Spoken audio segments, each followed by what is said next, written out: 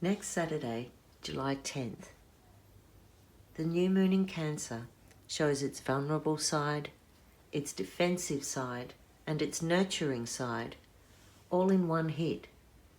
It's all in to settle a dispute between the head and the heart. Cancer is emotional and sensitive, and here she wants a fresh start, if only she can open her crab claws enough to let go of the past. This moon phase is not especially lit with love and forgiveness, but there's enough room to break the spell and change gears.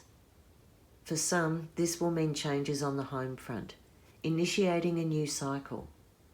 For others, intimate connections get prickly, and you might need to withdraw for some self-reflection and honesty before you find a new place with it.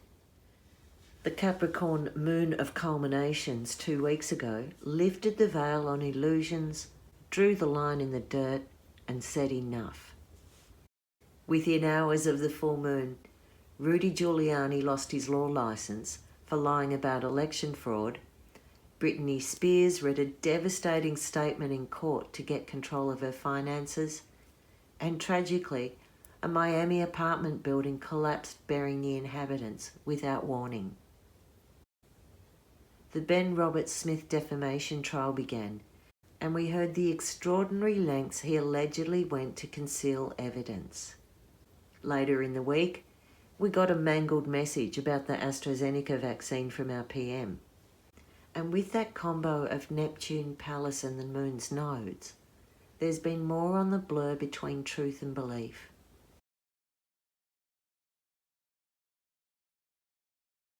British influencer Ollie London shared their multiple plastic surgeries journey in a quest to look like Park Jimin from BTS. Pleased with the results, Ollie now identifies as Korean. I've transitioned. I'm transracial. At the end of the day, I'm only a human being living my truth. It's an unfortunate reality for so many to have to hide who they truly are. The Cancer moon is unlikely to resolve these conflicting realities, but in the lead up to the weekend, a T-square slides in and activates a radical shift in time for the new moon. Venus and Mars are joined in Leo, opposite Saturn in Aquarius. On the sidelines, Uranus in Taurus has the horns of the bull aimed at them, and any moment the balance could tip in an eruption. Plans go awry, expectations are blown, and someone, maybe you, could be stacking on a turn. Saturn and Uranus have been squaring off all throughout 2021. But now that Venus and Mars have moved into position, a new dynamic is triggered. In Leo, these on-off lovers are loud, aggressive, and kind of pushy with a Bonnie and Clyde fatalism. They want freedom of choice and their individual needs met. And they're itching to create a scene, call it out, light a fire, or torch a house. All are in fixed signs with a stubborn streak. Saturn in Aquarius is more community-minded than in other signs and coolly aims for the greater good. It's attempting to establish scrutiny, reason, and intellect. But the Mars-Venus combo is going for passion, courage, and the heart, crazy love.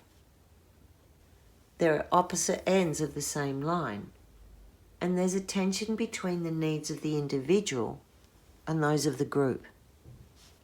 Chiron is a natural embodiment of the fluid, paradoxical world of duality. Half horse, half god, shaman, lone ranger, and fringe dweller. In Aries, they're buzzing both Saturn and the Mars-Venus combo with wisdom and life lessons to integrate the polarity between them into a unique new form. Viz, conflict doesn't have to end in war. Where is commitment and where is freedom? And perhaps they're the same thing. Commitment frees you rather than traps you. What traps you is being afraid to commit. Anyway, while these guys slug it out, Uranus is getting pushed to the side, and it doesn't like playing third wheel. Uranus wants change. It doesn't hold space for an answer. It downloads the codes straight to your nervous system. So this is a setup for a clash of the egos. And since the pressure is on Uranus, the outcome could be shattering, brilliantly clarifying, or freedom-inducing. Maybe all three. In the external world, this is likely to involve shifts in social expectations and rules around technology, social media, inclusivity, and presumably vaccines. On a personal level, many will be looking for a compromise, time out, or an end to a push-pull situation. Finances could be affected, and a wavy line flicks between restless and reckless. Uranus can increase anxiety and uncertainty, but it can also bring a brainwave or an out-of-the-blue event that changes your perspective. Both Mars and Venus have recently been in the hot seat in a face-off with Pluto, the god of death and regeneration. This has instigated a choice to cut your losses and surrender. Now, under the inspiration of Saturn and Uranus, there may be a need to separate and distance yourself, to reshape and reform. Relationships, families, and group situations could be the arena that this is played out in. But the Cancer moon reaches inwardly for a reset and a new cycle of emotional stability to protect what you love during the transition.